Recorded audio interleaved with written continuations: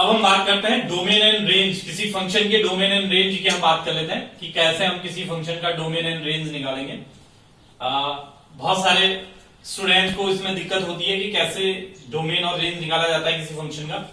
Suppose we have a function f x equal to 1/x-2। मान लीजिए आपके पास एक फंक्शन है और आपने इसका डोमेन एंड रेंज निकालना है। तो सबसे पहले आपको समझना होगा कि आप डोमेन किसे बोल रहे हैं और रेंज किसे बोल रहे हैं। जब आपने फंक्शन पढ़ा तो एक बात आपने समझी होगी कि ये ए सेट है, ये बी सेट है। This is set A, this is set B. If f is a function from A to B and here are some point, suppose 1 2 3 4 and there are some 1 4 9 16 25 like that. तो in that case, और यहाँ पे जो f x है that is x square, f x equal to x square. तो अब आप बात करें तो ये 1 जो है इस 1 से कनेक्टेड है, ये 2 इस 4 से, ये 3 इससे, ये इससे, यानी कि 1 का स्क्वायर 1, 2 का स्क्वायर 4, 3 का स्क्वायर 9, 4 का स्क्वायर 16। तो आपको समझना होगा यहां पे जो x है that is an element of A, and जो ये है x square that is an element of B, और इसी को हम y is equal to f x लिखते हैं। तो इसका मतलब y ये है एक्स स्क्वायर। तो जो b के एलिमेंट्स हैं 2000 y एंड जो a के एलिमेंट्स हैं 2000 x। तो हमें पता है कि डोमेन पूरा का पूरा a है, मतलब हम बात कर रहे हैं x की। तो x क्या हो सकता है दैट इज डोमेन, और y क्या आएगा, एक्स स्क्वायर क्या आएगा दैट इज रेंज। यानी कि यहां के जो एलिमेंट इंक्लूडेड होंगे वो रेंज में 9 4 8 16। तो यहां कौन कौन से एलिमेंट हैं, उनका जो स्क्वायर बनेगा वो सेट जो बनेगा दैट इज रेंज। तो इसको अगर आप समझ गए तो ये बहुत आसान है। मतलब आप ये देखेंगे कि इस फंक्शन में आप x क्या क्या दे सकते हैं।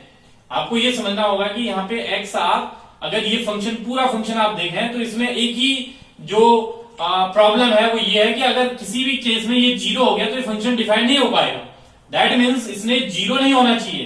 तो domain for, you can say for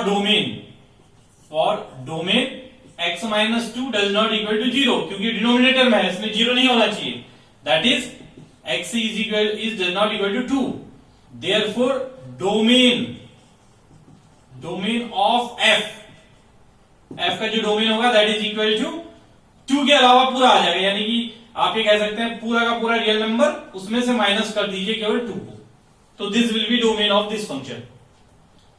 या इसी को दूसरे तरीके से लिख सकते हैं, और आपने ले लिया माइनस इनफाइनाइट से इनफाइनाइट तक, मैंने आपको इंटरवल्स बताए, ये r वही है माइनस इनफाइनाइट टू इनफाइनाइट, और इसमें से केवल 2 को हम एक्सक्लूड कर देंगे। कुछ बुक्स में ये ऐसा भी हो सकता है, minus infinite to 2 open interval union 2 to infinite, यानी कि इसमें 2 छूट गया। देखिए ये ओपन इंटरवल है तो 2 इसमें इंक्लूड नहीं है, और बाकी माइनस इनफाइनाइट से इनफाइनाइट तक टोटली। तो it can be written as like this और दिस और दिस, कैसे भी आप लिख लें तो ये इस फंक्शन का डोमेन हो जाएगा। बात अगर रेंज की करें, रेंज का मतलब यह है कि डोमेन का मतलब था x आप क्या दे सकते हैं इस फंक्शन में, आप ये सब दे सकते हैं, 2 के अलावा कुछ भी दे सकते हैं रियल नंबर। रेंज का मतलब होता है कि वापस आपको क्या मिलेगा, यानी कि fx की वैल्यू क्या आएगी जब आप डिफरेंट डिफरेंट x देंगे। तो इसके लिए थोड़ा एक आसान तरीका जो हम अपनाएंगे वो कुछ इस तरीके से अपनाएंगे। हम क्या करेंगे, let y is equal to 1/x-2। हमने y को जो है 1/x-2 ले लिया। अब इसको थोड़ा सिंप्लीफाई करते हैं, y into x-2 equal to 1। तो xy माइनस 2y equal to 1, it will xy is equal to 1 plus 2y। तो x is equal to 1 plus 2y upon y। अब आप समझिए, अब आप ये देख लीजिए, क्योंकि आपको ये देखना है कि y क्या आएगा, और वो इस बात से पता चलेगा कि यहां ऐसी कौन सी वैल्यू है y की जिसको देने पे ये x डिफाइन ना हो पाए।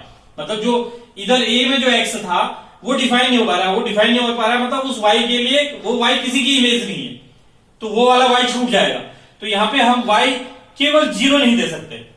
तो अगर मैं बात करूं तो आपको 0 छोड़ना पड़ेगा for domain, for range range y does not equal to 0। y ने 0 नहीं होना चाहिए, जैसे यहां x-2 0 नहीं था तो y ने 0 नहीं होना चाहिए, तो y 0 नहीं होगा।